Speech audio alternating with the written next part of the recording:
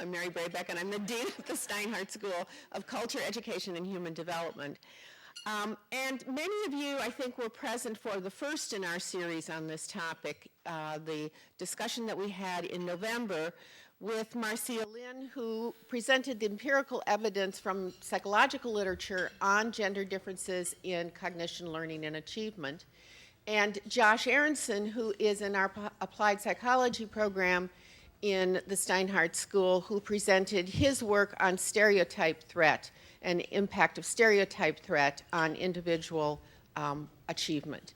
This presentation this morning will be an attempt to straddle both worlds, the world of theory and research and the world of practice. And we will begin with a look at the empirical evidence on the value of single-sex schools. The fact is that the single-sex education has been largely confined to secondary schools in the United States, and more pointedly, it's been limited to parochial and private schools, primarily Catholic schools in the parochial area. But there is a movement underway now to try to bring more single-sex schools into public education. And we're going to hear two perspectives today that can inform our thinking about that movement. One perspective argues that such schools can provide academic advantages, particularly for kids who have not been served well by the public schools. The other side argues that there may be social, perhaps even civil rights consequences of such a movement towards single-sex public education. Presenting his research on the advantages of single-sex schooling is Professor Cornelius Reardon of Providence College. He's a sociologist. Neil Reardon has studied this topic for over 2 decades and has authored books and numerous professional papers on the topic. He is presently director of a major U.S. Department of Education study on the topic of single-sex education. And in full disclosure, because we also have a lawyer presenting here, I want to disclose that Neil Reardon is a dear and long-term friend, and I worked with his wonderful wife, Arlene Reardon, for many years at Boston College. So I'm delighted that they're both here on a personal level as well as a professional level. Addressing the broader and legal and social implications of single-sex education is Emily Martin, Deputy Director of the Women's Rights Project of the American Civil Liberties Union. She focuses on advocacy for full equality for women in American society and places particular emphasis on the needs of low-income women and women of color, two of the populations that are being thought of in the discussion about single-sex education, single-sex public education. I have no doubt that we will have a wonderful discussion following these presentations by two very informed scholars in the field, and I'd like you to think about that discussion, and we will turn to it at the end. We will adjourn promptly at 10:30, as is our tradition, and I'll ask Neil Reardon to begin our conversation.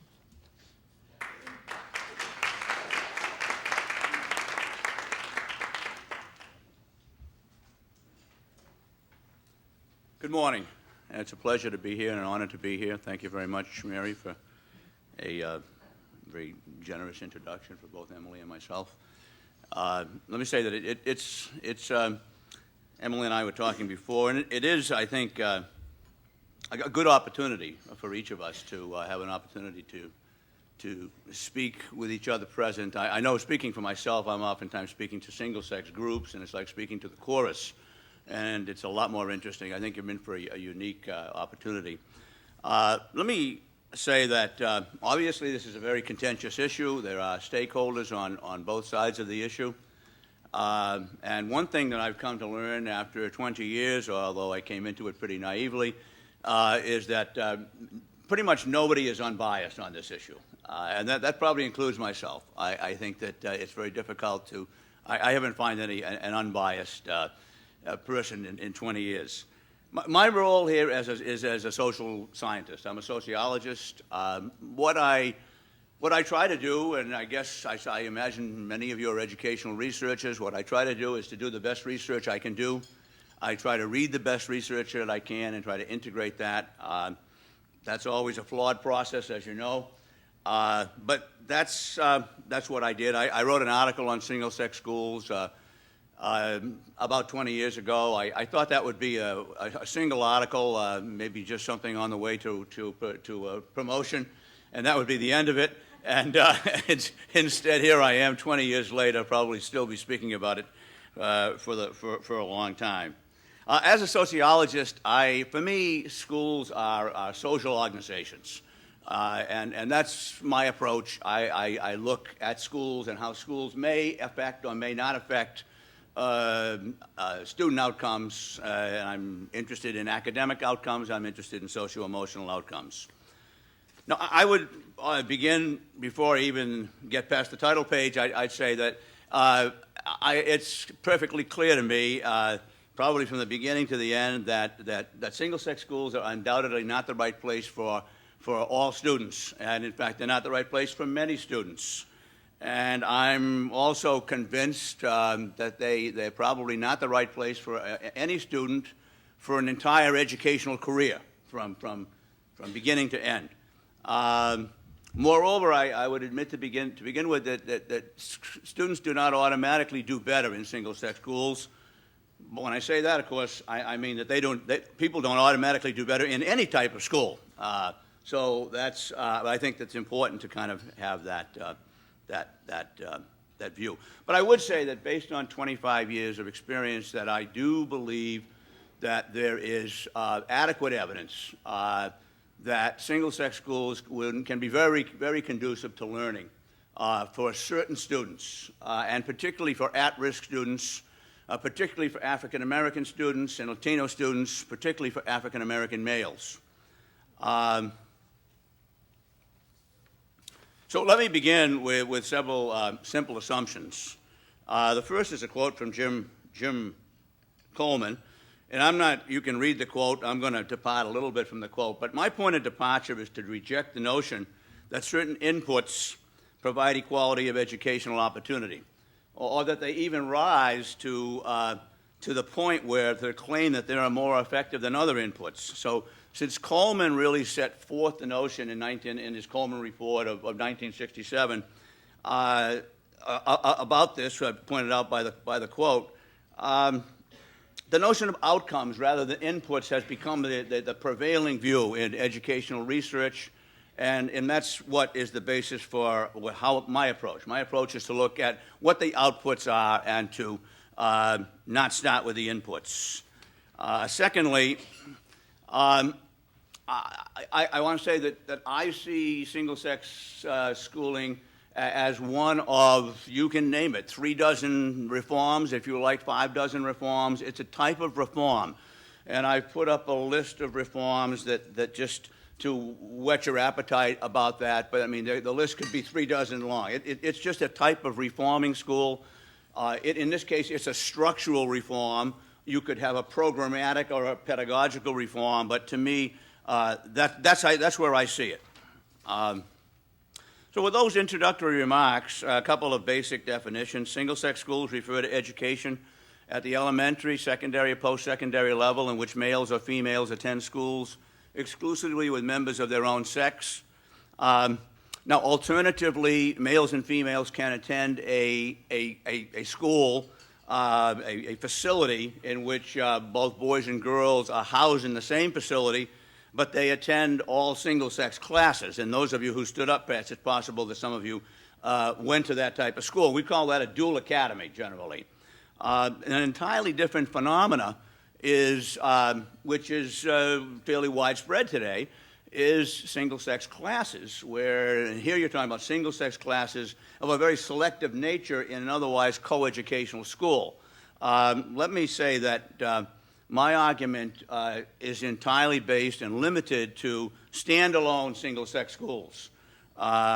In my view, there is no systematic and no trustworthy evidence in support of a single-sex classroom. The research has not been done. I'm not saying that might not be there, but I don't believe it's there. But I think there is research that I'll present to you on schools. Now, about public single-sex schools, what you may be interested. Of course, there are single-sex private schools, but in the public sector, currently, contrary to what some of you might know, there are actually about 49 single-sex schools. There are not 84, as is oftentimes published on some websites. There are 49. About half of them are female and half of them are male. These are now I'm saying public schools. 1/4 of those 49 schools are charter schools. The remainder are regular public schools.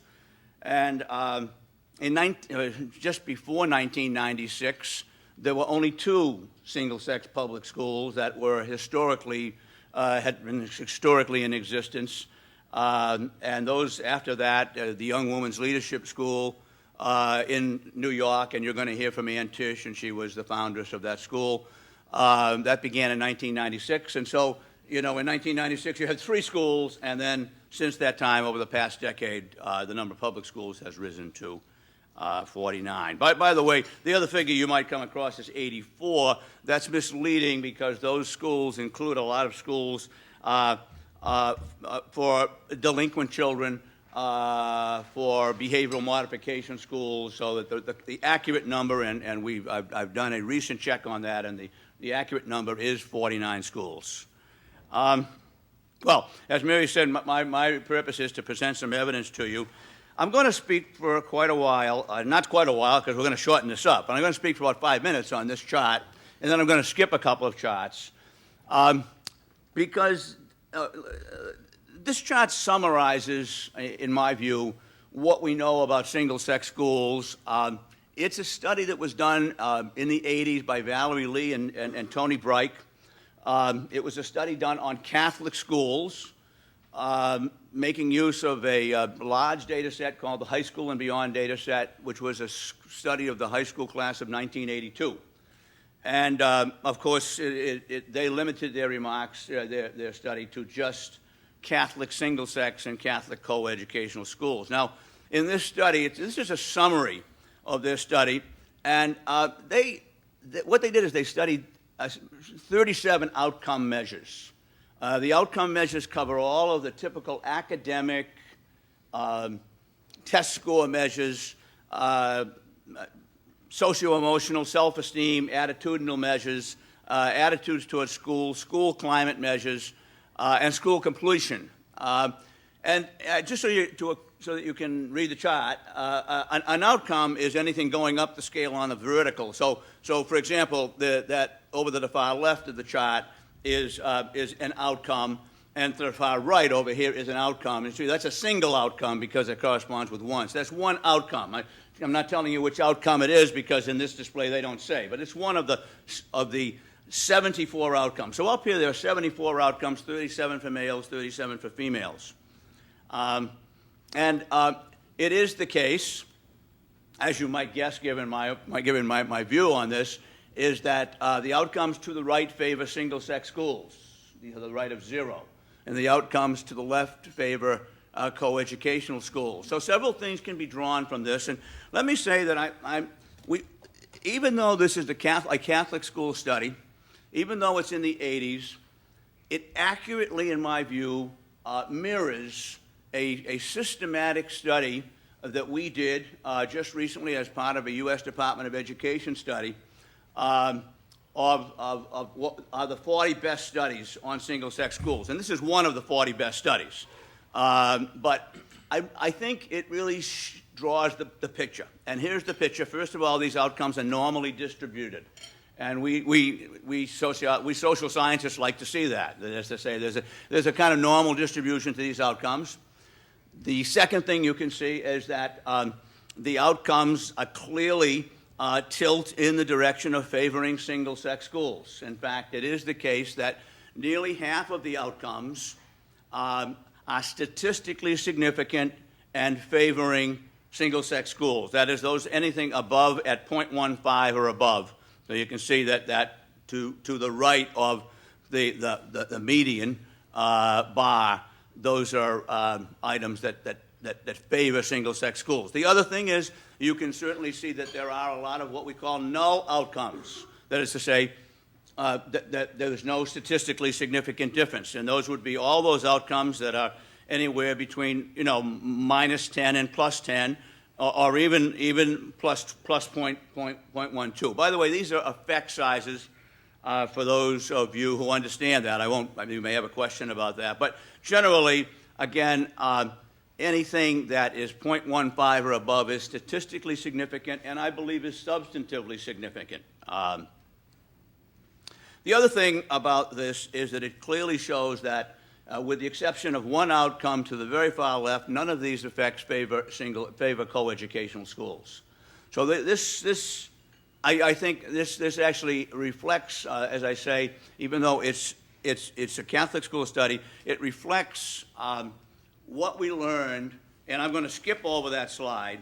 I was going to show it to you, but in view of the time and the snow, I'm going to skip over that slide showing the systematic review. But the next step would have been to show you the systematic review, which, in my view, shows exactly the same thing, but actually is a little more difficult to read. So here it is, and I'm going to quickly skip by it. You can see there's some null effects, and you can see that there's some pro-single-sex school effects. You can see that the pro-single-sex school effects clearly outnumber, in some cases by 10 to 1, the effects for coeducational schools in the head-to-head analysis. Now, so a couple of kind of laws, I'd say, for me. It's always hard to find the truth. One thing we've learned about the study of school effects in 40 years, beginning with Coleman, is that the study of school effects are always small. There are many null studies. This is true whether we're looking at class size, school size, per pupil expenditure, teacher quality, you name it. But one thing we also know, the second thing, is that the effects of schools, whether they're single sex or not, the effects of schools are always greater for at-risk students. And again, this is true for just about every reform measure, every type of school effect: small schools, small classes, summer learning, programs like Success for All, teacher quality, up and down the line. So the point I want to make, and I want to run back to Lee and Bright, is that the effects of single-sex schools are greater for at-risk kids, for children, boys and or girls, depending upon subject matter, depending upon when we're thinking about things, whether we're looking at it in the 70s or the 80s or the 90s or this century, and minorities. So once again, I just want to flip back that here in this chart, the mean effect is 0.13. And again, you've got half that are favoring single-sex schools, but the point I wish to make to you is that, in fact, although they didn't look at this because they're looking at the entire Catholic school sample, they're not focusing on disadvantaged, underprivileged children. And if they did, those effect sizes would increase by probably up to 0.2. In fact, I redid the analysis and actually focused on impoverished African American and Hispanic American children. Published an article in 1994, and the effects that I found were all at the 0.2 level, rather than, so in other words, this 0.13 moves up to 0.12. I want to talk, before I run out of time, about a new study that I'm doing up in Albany, New York, at a school called the Right of Choice Charter School for Girls and Boys. If you're interested in single-sex schools, you ought to go visit the school. I've been studying it since it opened in 2002, so I've been studying it for 5 years. Very quickly, I get in on the ground floor with the school before it even opened. And also I had an advantage that I was familiar with a large data set called the Early Childhood Longitudinal Study, called ECLSK. And I had done some studies using this large data set, and so as I approached the Brighter Choice Charter School, I decided to use this data because I quickly found out that trying to measure achievement for children in kindergarten and first grade and third grade with group administered measures, is futile because the reliabilities and the validities are extremely low. They're just so slow off the chart. Whereas the ECLS data, they spent $5 million in 5 years developing procedures for doing these test scores with kindergarten children. So I used the Early Childhood Longitudinal Study. I did not do the tests. I subcontracted with Westat. They're the people who did the study for the National Center for Education Statistics. All the scoring was done at ETS, and here's part of the results. Now, let me tell you, first of all, that not much happened at the school when it started up in the first 2 years. In other words, I started, these children were in kindergarten, first grade, and so forth. And in the first 2 grades, we obtained null results. And what we did is we made comparisons between the children at Brighter Choice, and we had a matched sample, and we also had the larger full sample of 22,000 kids. There were no significant results in the first 2 grades. And we attributed this to the startup problems that would be associated with starting up any school. And we now know that's the case, by the way, because in the longitudinal study, we studied the second cohort, and the second cohort of kindergartners significantly outperformed the first cohort. So although there was no significant difference in the first 2 grades, what I'm showing you is where it really happens.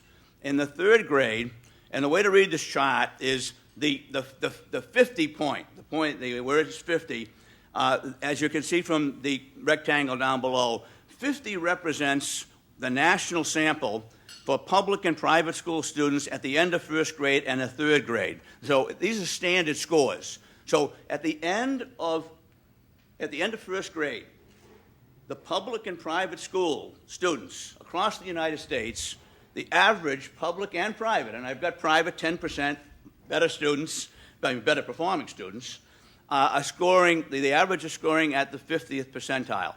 Now, the students at Brighter Choice, as you can see, are scoring where you'd expect them to score given past data. They're almost 1 standard deviation below the mean. That is to say, they're almost at 40. You can see the R and the M. The R is for reading, and M is for math.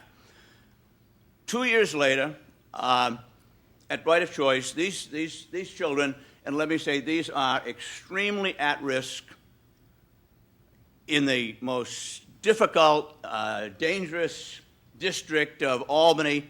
They're African American, they're Latino American, and in 2 years you can see that they are performing above the national average. I think it's a phenomenal finding.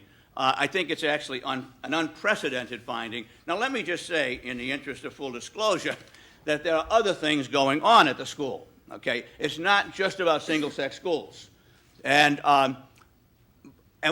again, I don't have time to pursue and kind of extricate that for you, but I don't want to leave you the impression that this is simply a single-sex school effect, but the impression I would leave you is that even if half of it were a single-sex school effect, it would be impressive to move it in that direction. How much time do I have, Mary? 5? No? 10 minutes? Okay. Okay.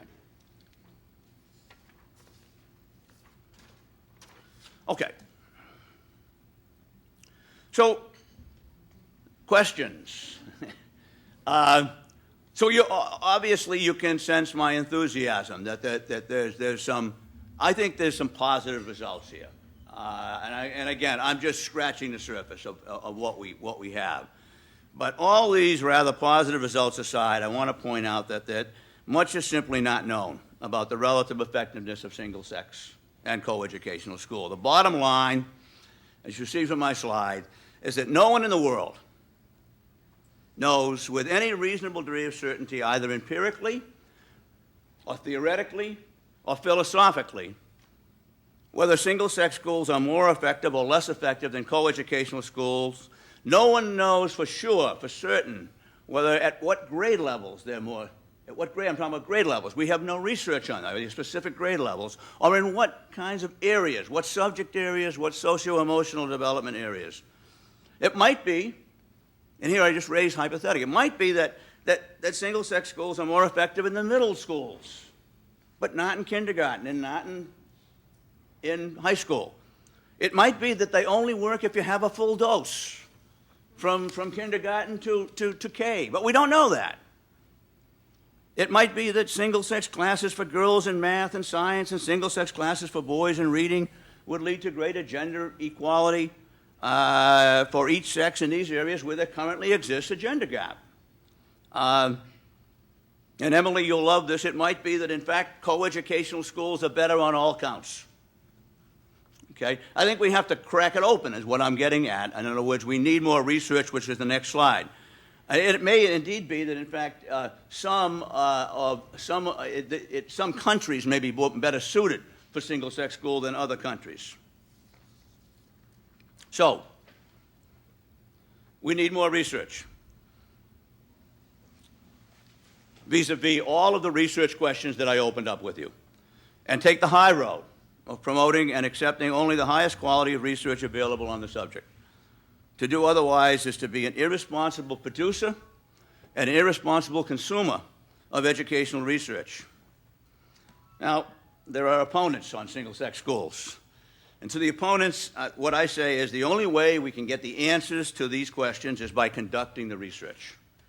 Especially in the public sector, where desperate, powerless, and poor children suffer and have suffered too long in schools that do not help them to attain the dreams that all children and their parents cherish. Taking an oppositional stance against single-sex schools, in my view, and at the same time taking a stance against the research and against opening the schools is an anti-scientific position.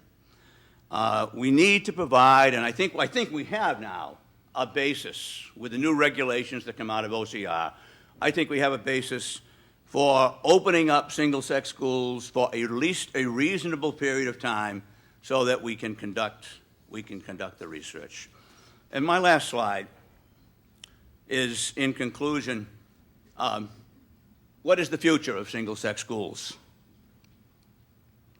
Well, what I would say is that co-education as a form of school organization was institutionalized with little regard for educational research. That truly was the case. And it was institutionalized with little regard for educational theory or sociological theory.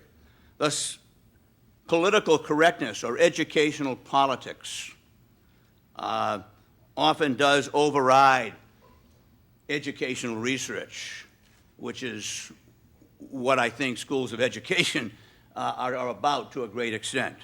And Rosemary Salomon, my colleague, identified this process when educational politics overrides educational research. Salomon calls this the perils of ideology.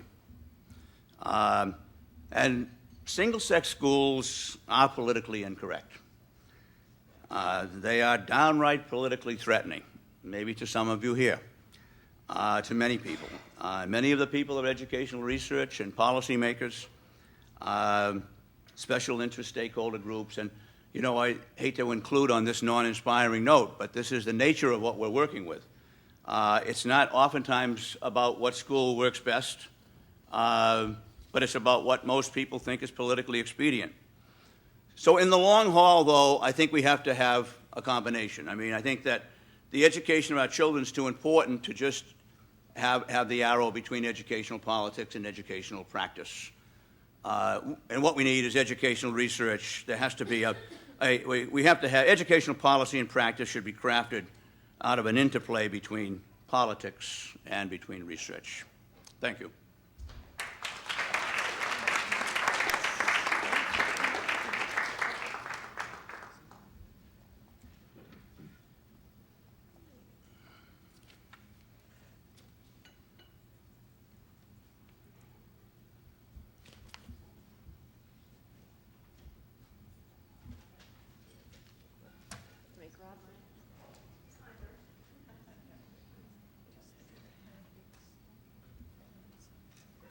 Good morning. My name is Emily Martin, and as was mentioned, I'm an attorney with the ACLU, and I'm a litigator. The ACLU has a history of concern and skepticism about single-sex education. But I also let me start this and then talk. And it might seem a strange choice, frankly, to have an attorney here to speak to this issue to all of you. Since I'm not an educational researcher, I've read some of the leading research. I'm interested as a layperson, but I'm not here to rebut the research that Neil set out. I'm not qualified to do so. But the reason I think that the law is relevant here, other than some obstacle that people who care about educational policy have to get over, is because even if you believe that there are some excellent single-sex programs out there, and I think that there are. There are some schools that are excellent that are single-sex. I believe it is very difficult or impossible for a legal regime to permit those programs without simultaneously opening the door to a wide variety of less excellent programs that really promote what I think are insidious and false notions of gender difference and gender stereotype. And I think that's really actually happening right now in what is a new rash of single-sex public schools opening across the country, and more of that's classes in schools, but single-sex classes in schools which are increasing at a rapid rate, especially in the wake of the new OCR regulations, which I'll talk about in detail a little more. According to the National Association for Single-Sex Public Education, there's currently between 300 and 400 schools that have some sort of single-sex programming, either a single-sex school or most of these are single-sex classes. And I think in the fall of 2008, that number will go up by several hundred. It's a bit of a tidal wave that's happened in the past few years.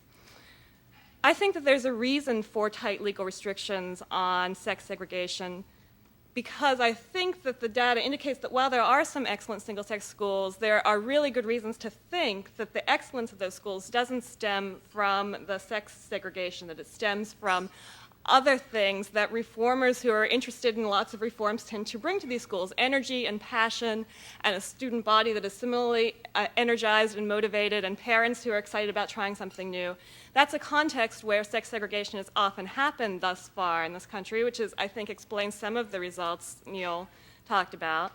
And I think that there's a danger in opening the door to sex segregation for its own sake, which I think is happening now. So I want to talk a little bit about the current movement for single-sex education, then talk a little bit about the law and what I think the essential truths are that the law recognizes and why tight restrictions legally are appropriate. Leonard Sachs and Michael Gurian are a couple people who I think about a lot, who are two of the leaders of the current push for more sex segregation in schools. Neither of them are researchers either. Leonard Sachs is a clinical psychologist, and he's a corporate consultant. He does a lot of trainings for teachers who are going to be teaching in single-sex public schools these days. He's also the founder and head of the National Association for Single-Sex Public Education. He's an advocate, a political advocate on this issue. And he has a book called Why Gender Matters, a sort of pop psychology, pop science book that argues for real gender differences in education. So some of the kinds of things Leonard Sachs says. For instance, girls' hearing is 10 times more sensitive than boys'.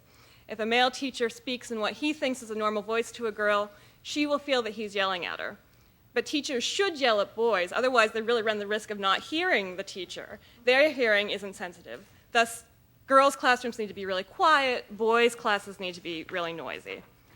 Now, I'm not going to critique all of Sachs' science, but I will say in passing that people have.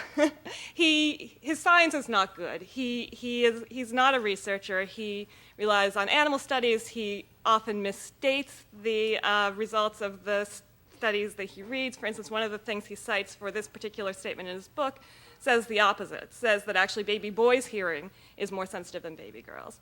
Another example of the sorts of things Sachs is teaching teachers. Because of biological differences in the brain, boys are driven, drived is not correct, to practice pursuing and killing prey, while girls are driven to practice taking care of babies. And related to that, boys should be permitted to roughhouse during recess and encouraged to play contact sports to learn the rules of aggression. But such play is a lot more dangerous for girls because biologically, girls' minds aren't structured to manage aggression. Another example, teachers should smile at girls and look them in the eye. But teachers shouldn't look boys directly in the eye and shouldn't smile because boys' brains read this as a sign of weakness. Leonard Sachs says, don't smile at boys for the first 6 weeks they're in class. You've got to establish your dominance over them. Don't look them in the eye because they take that as aggression. Stress makes boys' brains perform better and girls' brains perform worse. As a result, teachers should never give girls time limits to complete tasks. Girls' brains shut down under that kind of stress. The blood rushes from their brains to their ovaries, presumably. Having girls take off their shoes in class is a good way to keep stress from impairing girls' performance. In these trainings, you'll also tell teachers you should encourage girls to bring blankets from home to snuggle in during class. It'll help them relax. It'll help them think. On the other hand, boys do much better under stress, he argues. Boys, he says, you should not let them sit down in class. They'll do better if they have to stand, unless the boys are taller than the teacher. Boys can't respect someone who they are taller than. So you should force boys to stand throughout the classroom day unless they're too tall. Boys should receive strict authoritarian discipline, respond best to power assertion. They can be spanked. Girls can never be spanked. Anomalous males, this is Leonard Sax's language, boys who like to read or who don't enjoy competitive sports or rough and tumble play is how he defines this, and who don't have a lot of close male friends, even if they think they're happy, he thinks they are a real concern, that they should be firmly disciplined, they should spend as much time as possible with normal males, again his language, and they should be made to play competitive sports. You'll be pleased to know Leonard Sachs is less worried about tomboy girls, but anomalous males do concern him quite a bit. Michael Gurian is another one of the trainers of teachers. He runs an organization called the Gurian Institute, which is in the business of training educators around the country and trains a lot of educators who are currently teaching in public single-sex schools and classes. He publishes various books about boys and girls, one of which is Boys and Girls Learn Differently. Michael Gurian has a graduate degree in creative writing. He is a novelist and is a counselor in Washington State. I understand that the counselor designation in Washington State can be achieved by someone who has a graduate degree in creative writing and doesn't have any psychological training. He's not a professional educator, but he has styled himself an expert on these issues. And he similarly writes these pop psychology, pop science books, and some of the things he says, boys are more likely to play sports than girls because of differences in their brains. Full female participation in athletics isn't neurologically or hormonally realistic. Boys naturally, because of their brain structure, excel at abstract arguments, philosophical conundrums, moral debates about abstract principles. The male brain gravitates toward engineering, for example. Female brains, by their nature, by their structure, favor concrete thinking. Boys are better than girls in math because their bodies receive daily surges of testosterone. Girls, on the other hand, experience estrogen surges during only a few days in their menstrual cycle. And because of this estrogen surge, an adolescent girl may perform well on any test, including math, a few days a month. Boys, on the other hand, consistently have a natural adeptness to abstract math due to their consistent testosterone surges. One of the things, a direct quote from the materials that the Gurian Institute uses to train teachers on these issues, pursuit of power is a universal male trait. Pursuit of a comfortable environment is a universal female trait. Now, I find this troubling. I find it troubling that these voices are, frankly, more influential voices than voices like Neil's in the debate today. If you read a newspaper about a school district that's initiating a single-sex class in their schools, they are likely to talk about how boys hear less well than girls. Girls need a warmer classroom, boys need a colder classroom. Leonard Sachs is likely to be quoted talking about these things. This is a very powerful thread in the movement towards sex-segregated education today. And it's also not as though you can sort of easily piece out, well, there are the schools that we were hearing about before for at-risk students in failing public school systems, and then there's this other thing that we can separate out. For instance, Philadelphia has created various sex-segregated schools and classes to respond to many of the concerns that were being raised earlier about students who are failing students with really high needs, the notion that we have to do something innovative, we have to do something new to reach at-risk students and students of color.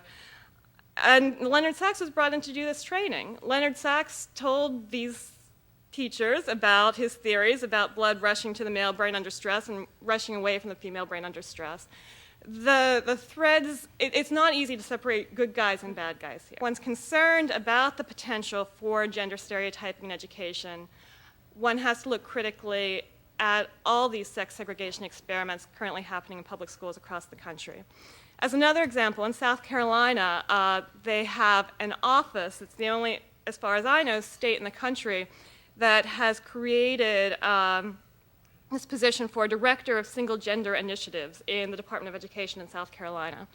And the Director of Single Gender Initiatives is a man named David Chadwell, who's a board member of Leonard Sax's organization, the National Association for Single-Sex Public Education, who's also a private consultant on these issues. It's his job to initiate these exact sorts of programs in South Carolina schools, and he's been very, very successful. At least half of South Carolina's public school districts now have some sort of sex segregation going on. And Chadwell's writing says things like boys should be allowed to throw balls in the classroom, boys' classrooms should permit lots of loud talk, boys should have to stand while answering questions, girls' classrooms should be kept very quiet, any sort of noisy outburst should be stifled because girls can't think if it's noisy, girls should be given the opportunity to color their assignments before turning them in, that's something that girls respond to well. Again, I find this really worrisome. So let me talk about the legal context and what I think the law says and the essential truths that I think the law recognizes about the danger of these sorts of initiatives. So a quick legal primer. The constitutional law is sort of the overarching law, even if the statute changes, even if the civil rights regulations changes. Theoretically, constitutional law does not change. The two federal laws which are relevant to sex segregation in public education, other than the Equal Protection Clause of the Constitution, are Title IX and the Equal Educational Opportunities Act. And the other piece that's relevant that I'll talk about more are the Title IX regulations, which are not statutory, but are issued by the Department of Education, interpreting what the statute means and implementing the statute. So let me talk first a little bit about the Equal Protection Clause and what the Supreme Court has said that means in the context of single-sex education. First of all, I will admit that there's not a lot of law here. Frankly, there have been shockingly few cases where courts have struggled to determine what's legal and what's not under the Constitution and Title IX in regards to sex segregation in education. It's very surprising. There's literally a handful of cases. But there are some important ones. The most important one is a case from 1996, United States versus Virginia, which is the VMI case, in which the Justice Department challenged VMI's all-male policy of admission as a violation of the Constitution.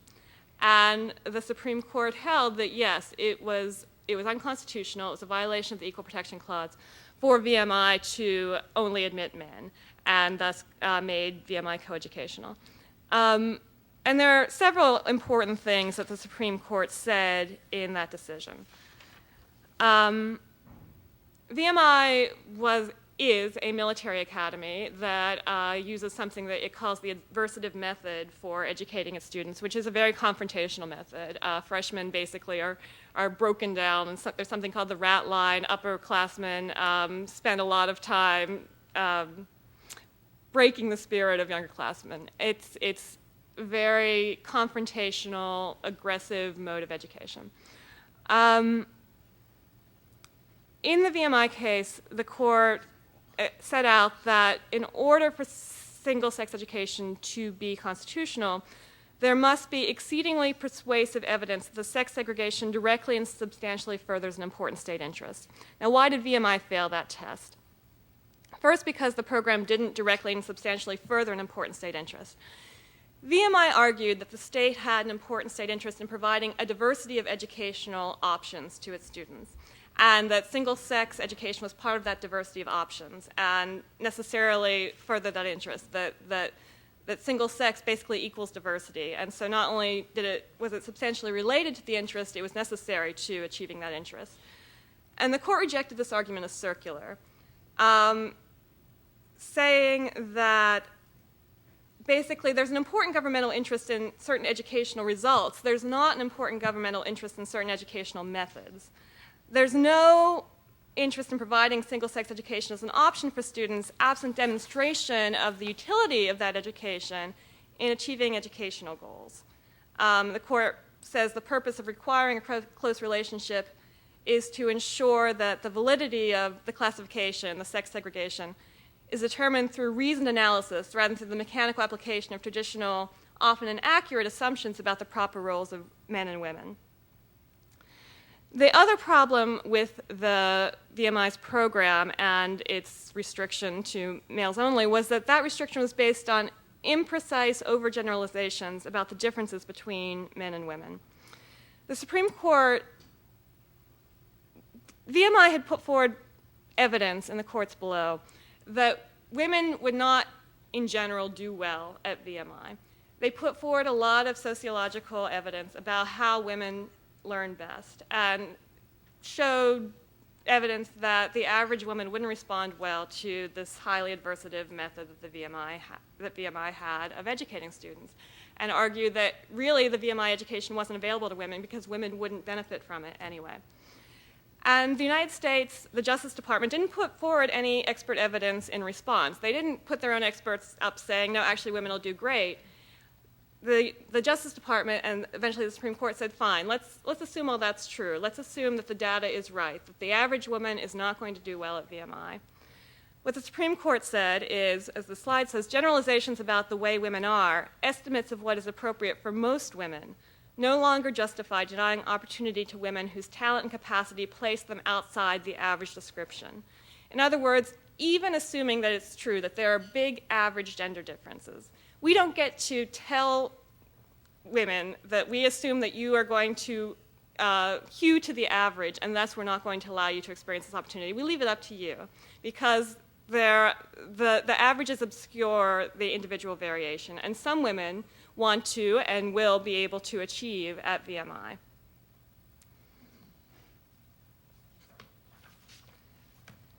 One other thing the VMI court said, which I think is important to this discussion, is that state actors controlling gaze to opportunity may not exclude qualified individuals based on fixed notions concerning the roles and abilities of males and females. And again, it wasn't the court was arguing that these notions are all necessarily inaccurate, that there may be a kernel of truth here, but it's not up to the state, to the public educator, to say that you aren't allowed here because on average you will not respond well to this education as a female. And the other problem with VMI is that the state of Virginia hadn't provided any equal opportunity to women seeking this sort of education. They had provided something called the Virginia Women's Leadership Institute, which was different from VMI in many, many ways, from resources to pedagogy. And the Supreme Court stated that equal is a demanding standard under the Constitution and really has to be treated as such. The equality means equality, and the Virginia Women's Leadership Institute is not equal to VMI in a host of ways, importantly including this adversative method, which was really the core of VMI's program. So I want to talk to you about the other federal legal structures here. The Equal Educational Opportunities Act is a statute which states, in essence, that you can't assign someone to a public school that is sex segregated. It was a law that was not passed, frankly, with gender really in mind. It's mostly the proponents were thinking about race rather than gender, but it includes gender. And the one case interpreting it that affirms that, in essence, it means what it says, that you can't assign a student to a public school that is single-sex, was a case that came up in a racial context in which a southern school district that had been forced to integrate racially responded by segregating students by sex and thus protecting white girls from black boys, in essence. And the court said, no, that's a violation of the Equal Educational Opportunities Act. You can't assign a student to a single-sex school, and that's still the law. Title IX says in its statutory language that no person in the United States shall, on the basis of sex, be excluded from participation in, be denied the benefits of, or be subjected to discrimination under any education program or activity receiving federal financial assistance. There is an exception from that broad language for admissions to elementary and secondary schools. The Title IX statute doesn't seem to speak to single-sex schools per se. It speaks more directly to single-sex classes within coeducational schools. And that's generally how it's been read. Before 2006, the Title IX regulations, reading and implementing this broad non-discriminatory mandate, prohibited coeducational schools from segregating students by sex for class in almost all circumstances, very narrow exceptions for sex education and contact sports. Some people also read a general statement in the regulations that affirmative action was available in some instances to mean that single-sex classes might be okay if it were done to remediate some effects of past discrimination or to constitute affirmative action in some way. But frankly, the regulations didn't say that, didn't directly speak to single-sex classes in that context. And because Title IX exempts admissions to elementary and secondary schools, the regulations never strictly prohibited schools as opposed to classrooms, but they did require that some comparable opportunity be available to the excluded sex if a district had a single-sex school. Now, the current regulations say that a school may create a single-sex class or extracurricular activity either to provide diverse educational options to students or to address what the school has judged to be students' particular educational needs, and participation must be voluntary. Now, I think that there are a lot of problems with the current regulations. Looking at the first rationale, that a school can create a single-sex class whenever it wants to provide diverse educational options to students, if we think back to what the Supreme Court said in VMI about how diversity is not an end in itself, that there needs to be some sort of showing that this particular diverse option will actually forward an educational goal, I think that the regulations simply don't heed that warning. The regulations invite schools to create single-sex classes and just with very little justification at all, with the assertion that parents and students will appreciate this diversity of option, and that in and of itself is sufficient justification to segregate students by sex. And I think that that's a misreading of constitutional requirements and a troubling approach that invites schools to institute sex-segregated programs with very little thinking, with very little carefulness, with very little rationale behind them. The other reason that the regulations permit single-sex classes to address what the school has judged to be students' particular educational needs sounds somewhat more appealing, sounds like there might be more of a test there. But again, I think that the regulations ignore the lesson of VMI, and that they don't spend any time giving any guidance to schools about how to comply with the Equal Protection Clause's requirements, that we don't segregate students by sex based on notions of average boys' needs versus average girls' needs. And if you accept that that's what VMI says, and it seems to me to be pretty clearly what it says, I'm not sure what's left, how you then say, I need to create this class for boys' needs versus this class to girls' needs, since I think one thing that all reputable social scientists will acknowledge is that even if where there are average sex differences, the variation within the genders is much greater than the variation between the genders. So in other words, any average difference between boys and girls is dwarfed by the differences between individual boys, the differences between individual girls. And the regulations don't make any effort to struggle with that, to really talk about how do we make sure that we're not creating sex-segregated classes based on generalizations that won't be accurate in every instance, that don't smuggle in stereotypes in a way that could really compromise students' education. Now, one good thing that the regulations do is make clear that participation must be voluntary and state that participation is not voluntary unless there's a substantially equal coeducational class or activity available to the student. That's something. I will say that it's something that schools have not been perfectly great about hearing in the regulations. I think many school districts across the country have read these regulations basically to open the door to any sort of experimentation that they can think up. And I was just speaking this morning to folks about how, for example, a district in Georgia, a county, has announced that they're going completely to single-sex schools and classes in the fall.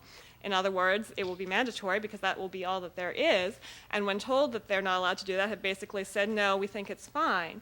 This school district is not unique, though it's unique in perhaps instituting this in all its schools, but it's certainly not the only school district in the country that has responded to the new Title IX regulations by creating mandatory single-sex programs.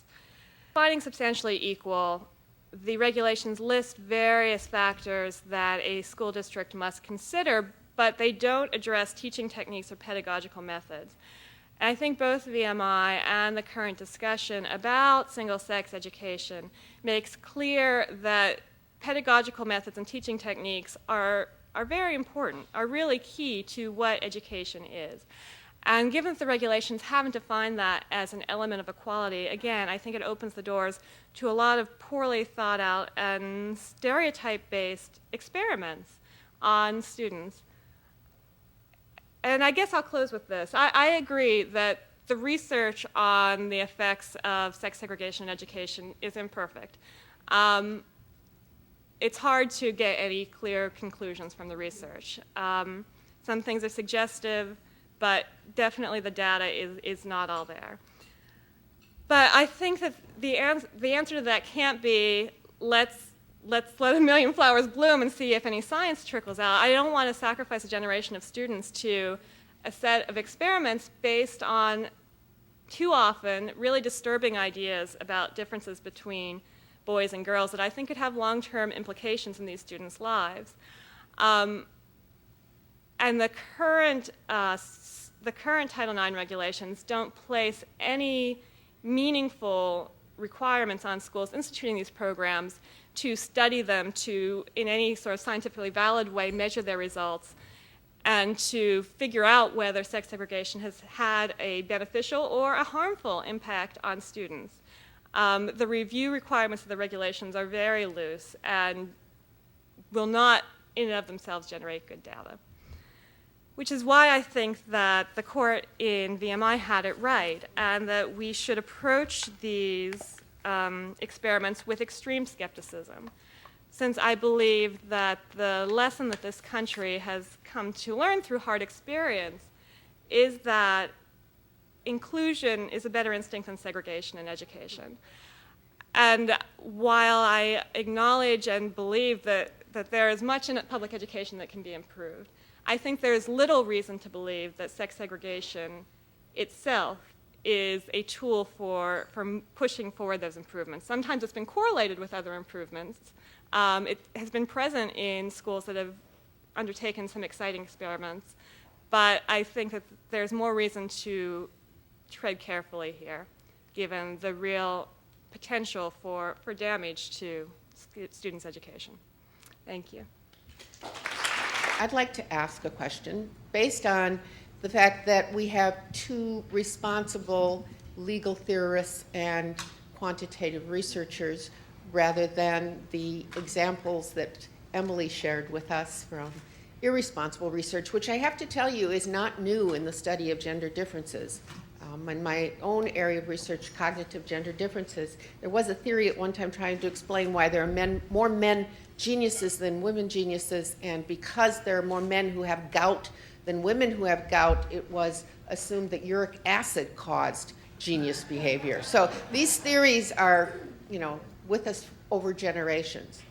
And assuming that you are both influenced by the argument and the evidence from each other, and both want to do the right thing for kids in our country, what do you suggest is the most important next step in legal theory or case law, Emily? And Neil, what do you think is the most important next step in empirical research that can help us get to a better answer about the question, the potential, what is the potential and future of public single-sex schools? What's the first and most important next step?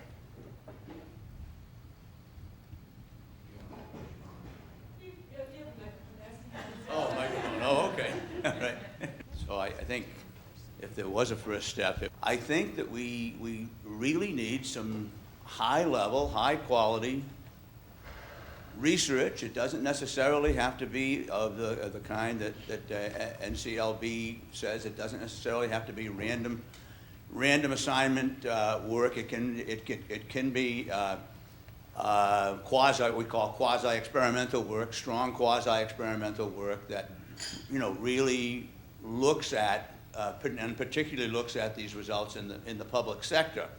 And again, I think that could be done over a 10-year period. John Danforth proposed this, but I think in 1996, a 10-year experiment that he proposed in Congress, and it's moved. I think it passed through the House or the Senate, one or the other, but it never got through there. But I think that's what we need. I think you need good research, and tried to indicate, maybe I didn't maybe emphasize this enough, is that there's a lot of research that's not so good.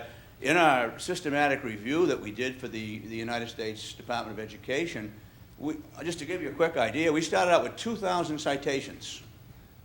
We followed What Works Clearinghouse standards, Campbell Collaborative standards, which is many of you may know about what that is, but if you don't, it's a very systematic way of doing a meta-analysis. And there's some critics about it, but I do think it rises a step above going off to the library and doing a literature review.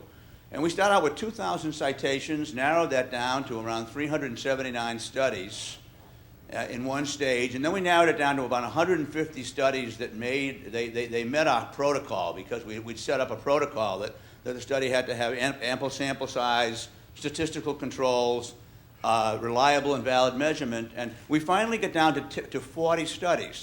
That's the one. I just kind of skipped over that slide. Now, by the way, I directed the overall study, but I didn't do the systematic review. I purposely directed it and subcontracted it out. I probably would have reduced it to 10 studies, but the people I subcontracted it out found that 40 met that criteria. I suspect many of you know it's really very difficult to get a good study. So again, just to repeat, I'd say, to me, and I don't know how to do the first part, to take people who are providing myths, is we do need good research. This research that I did in Albany, I think is high quality research. I think you'll see about it in a publication soon, but it's only a single school. It's only I don't want to overemphasize. It's only a single school. The value of it is it's a single school going up against national data, which gives it some strength. But what we really need is we need 40 or 50 schools, single-sex schools, that we can compare against 40 or 50 co-educational schools over a 10-year period, so that we really can crack it open and see what are the advantages, what are the outcomes. Maybe there are negative outcomes that we need to look at. There certainly are a lot of outcomes. People oftentimes ask me, have you looked at this outcome or that outcome? And the emphasis is always on academic outcomes and on self-esteem and on things like environmental control and parent satisfaction, but there are many other things that could be addressed. And speaking to the legal issues, I guess for me as a litigator, I spend a lot of time thinking about what is the case that needs to be brought, what's the next case. And I think some of the important cases that need to be brought are cases that challenge the school districts that have adopted the Sachs and Gurian theories head on. I brought one such case in Louisiana in 2006. It settled very quickly. The school district immediately sort of backed off of its plans, which was a success, but in the legal sense, less of a success because it's great to get a written opinion sort of setting out these rules. We won, but we don't have law that we can then take to another school to say, look, this is really impermissible, that relying on these notions is not the way to go, that you have to have at the very least better theory and better data as a basis for instituting these programs. I won't lie, the ACLU thinks that these programs are probably illegal no matter what data it's based on. But I think there's the ultimate ACLU ideal of the world, and there's what the next better step is. And I think that having a clear statement by the courts that in order to institute a sex-segregated program, a school district has to have articulated its goals, has to measure those goals in a reasonable way, has to have some reason for thinking that sex segregation per se will advance these goals, that would help.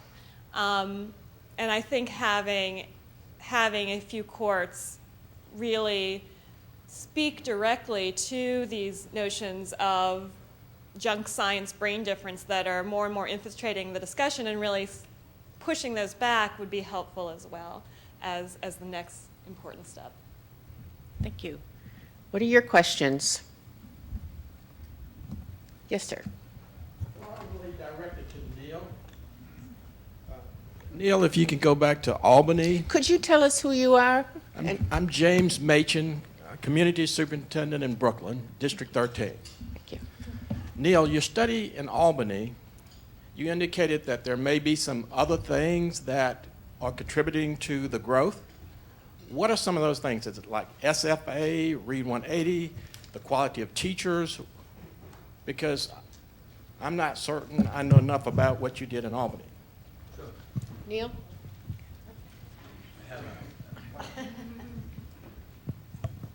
Well, Albany was is a very unusual school, and again, I would encourage you to go up to see Albany. It's not just a single-sex school. It's a great school. And the founders at Albany never really set out with the notion that single-sex schools, per se, were going to be some sort of silver bullet or were going to be the driving force. So there are other things that are involved. They designed the school. It's a charter school, so they had that liberty of that flexibility. So among the things that it has a very unusual organization, given the fact that it's a kindergarten through fourth grade, although it's now petitioning to go to the fifth grade. By the way, I should say about Albany, it was a dual academy when I studied it, but now it has become, just beginning this year, it now has acquired another structure.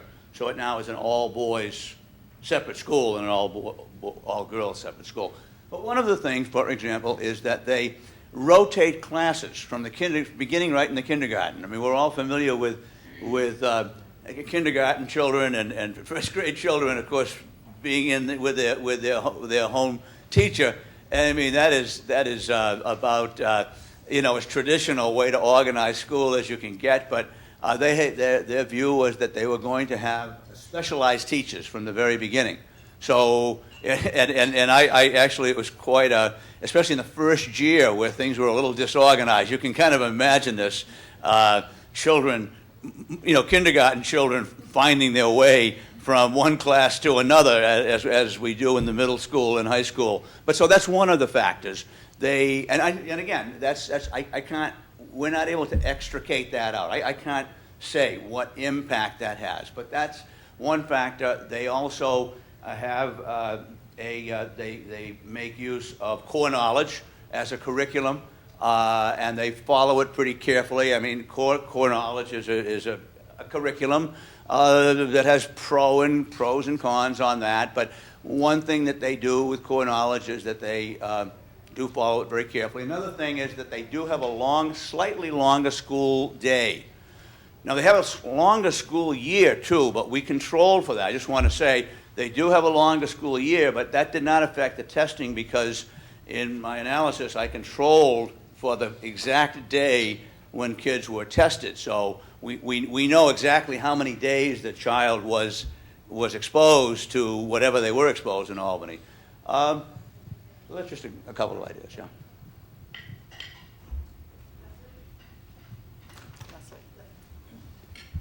Leslie Siskin. You both talked about kind of the dangers of overgeneralized stereotypes and experiments. And I think there are some who would argue that the comprehensive high school is designed as an experiment, a large-scale experiment, based on an overgeneralized stereotype about adolescence, and that they have systematically underserved certain sections of the population. When single-sex schools come in as an effort to remediate a school that is not succeeding with all of its students, rather than to build an ideal around a new stereotype. Is there a purpose for that?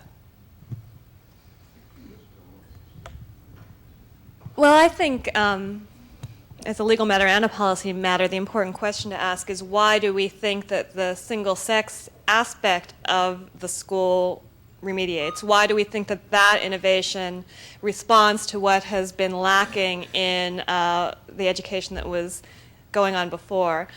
And again, as a legal matter, the case that says this most clearly is a case that came out of federal district court in Michigan in the mid-90s. It was about a all-male African-American boy academy, the Garrett case. and the court found that that academy was unlawful under the Constitution and Title IX. But I think the important thing that the court said is, yes, Detroit demonstrated that there were real problems with the school system. These boys' needs were not being addressed. There was a real need to fix things, and there was a crisis going on here.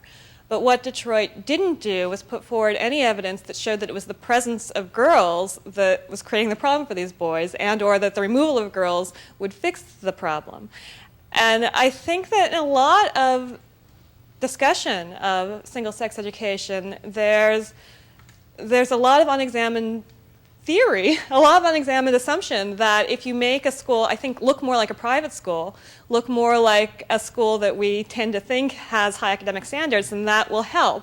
It's surprisingly close, it matches up surprisingly well with the school uniform debate in my mind. I think people respond to the aesthetics of it without, in many cases, a lot of further analysis about why this particular innovation makes a difference. And I think it's complicated by the fact that when these innovations have taken place, it hasn't been this, that you just segregate the students. You do a lot of other things too, which can lead to a really exciting school. At the Young Women's Leadership School in Harlem. It's an amazing school. It would, I think, also be an amazing school if that level of resources and energy was brought to a coeducational school with the students selected in the way that the Young Women's Leadership School selects its students. So I guess that's my answer. Other questions?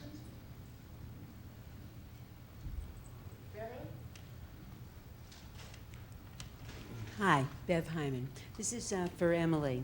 You mentioned in your talk that there were about 400 schools, and this is a growing number throughout the country. And I'm curious to know when these communities move in this direction, is it led by politicians? Is it led by religious leaders? Is it led by educators? And when they describe their rationale, primarily, do they say it is a religious rationale that would benefit the community, or a political rationale, or is this devoted to looking at an at-risk population, or some other reason? And are these 400 schools concentrated in any particular segments of the population in the United States? And my answer is going to be based on impression and anecdote. I don't really know the data, but my impression is that it was the case that inner city public schools became first interested in single-sex programs, and that I think those schools were the first ones to institute these programs, beginning with Young Women's Leadership Academy and moving outward. I think today that's no longer the case. I think these things, these schools, these programs, these single-sex classes are happening in all sorts of different communities all around the country, and there are a lot of different stories told about why they are happening. I think that there are places where charter schools are, for instance, being instituted based on a notion of gender equity, that we're going to help poor at-risk girls and we're going to create this school that really gives them a chance, or we're going to really address the needs of boys who are more likely to be put in special education and more likely to drop out. And that's part of what the story is. There are also programs that the educators institute based on, I think, a sort of this popular faddism of the notion that boys and girls learn differently, and we're going to respond to that. And there's a crisis in middle-class boys' education is something that you hear more and more, I think, with not a lot of data. And we need to change our schools to respond to the needs of boys, that we were worried about girls for too long, that we've gone in the wrong direction, and now we need to correct that. I think that's one thing that you hear a lot of. My impression is that these reforms tend to come from the school district. There doesn't usually tend to be a big clamoring among parents for this particular reform. There are probably exceptions to that, but I don't think it's usually the case that community leaders go to the school and say, please give us a single-sex school. I think that school districts are interested in it as a fad, and that there are rationales for it that I'm more and less sympathetic to. And there are a lot of different stories right now about why it's a good thing, and they inform each other. It's not, as I said in my talk, it's not as though there's the Leonard Sachs people and then there's the at-risk people. They're definitely entwined these days. Do you have Well, I think I agree with most of what you said. I think it varies quite a bit. I do think that schools are started by community leaders, educational leaders, in some cases by philanthropists who see a need, want to do something for the common good. I do think that in some cases there are parental pressures. I mean,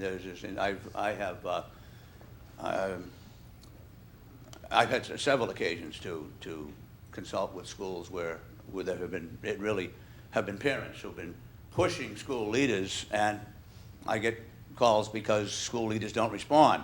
Now that's happening less now that the new regulations have passed, but before the new regulations passed, school leaders were reluctant to respond, see? And but I still think that there is this case. Let me just also make this comment, partly in response to Emily, and then also to clarify, where I stand with vis-a-vis people like Gurian and Leonard Sachs. I think Emily mentioned the Detroit case, which was an ill-fated case. I mean, that goes back to 1991, 92, something like that. I mean, that's nearly 20 years ago, and where the focus was on boys. The boys were a problem. I think we've moved well beyond that. I think that what comes up now, and in my view, is that lower tiered inner city schools are oftentimes not about education at all. There's no education going on there. What's going on are what I refer to as youth values and anti-academic activities. And I've never felt any need to rely on these myths, as I call them, about male-female difference. To me, I have a rationale. The rationale is that, in fact, that young people have gained control of the school, and teachers don't have a control of the school. And how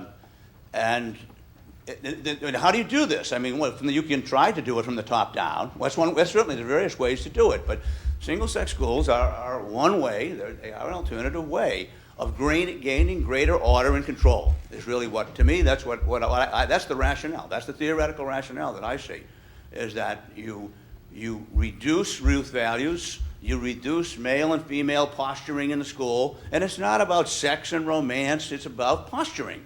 And you reduce that, and you create more order and control. You reduce sexual harassment. You reduce sexual predatory behavior. I mean, that's really what I think single-sex schools are about, to me, and not the kinds of stuff that some of the other folks that she's mentioned think they're about. Hi, I'm Mary Powell Thomas. I am here representing the Brooklyn Borough President, but I'm also the parent of 2 boys, ages 11 and 13. And I can say that as a parent, I'm very interested in single-sex education, and I've read both of the books that you cite. I think the presentation was a little overly simplistic. I think Michael Gurian especially. I'm sorry? There are more sympathetic things that they say. Yeah, and especially I think Michael Gurian, whose work I know better, talks a lot about the range of differences among boys and girls, and that it's a spectrum. It's not just this and this. And I see in my 2 boys, I think one is sort of a classic boy, and one is much more mixed. But it's very interesting to me to look at, the things that are said about girls and see how they apply to, one boy or the other.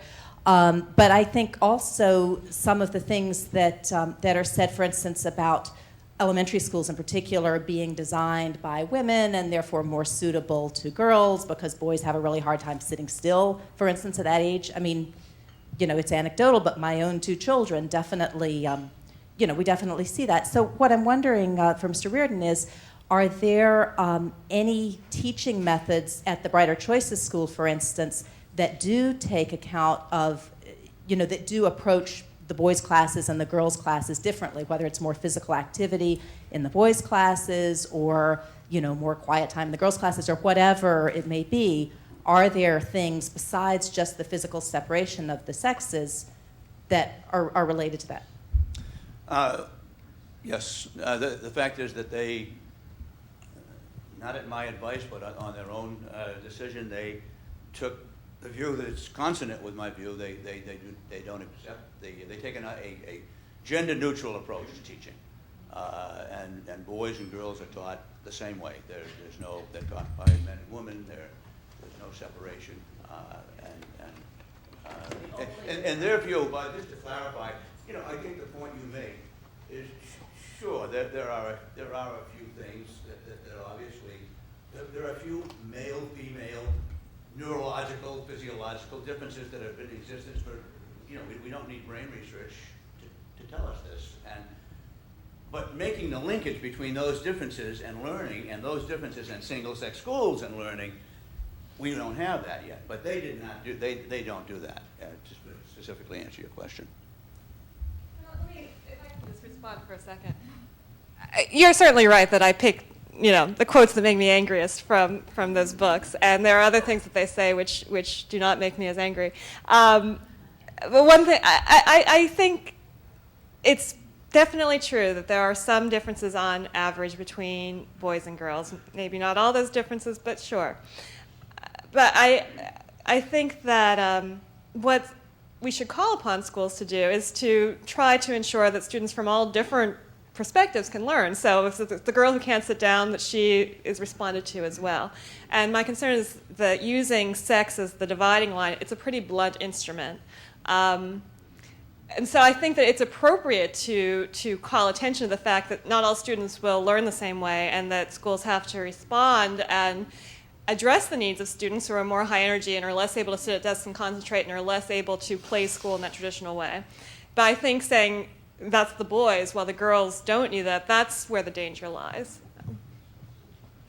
Yeah, let me ask you to leave your sheets of paper with us, to go to our website to see this podcast again, and to send us your comments. And come next time on April 25th, when we will continue this discussion about gender and academic achievement. Thank you to Neil. Thank you to Emily. This has been a stimulating and wonderful conversation. Thank you all for coming.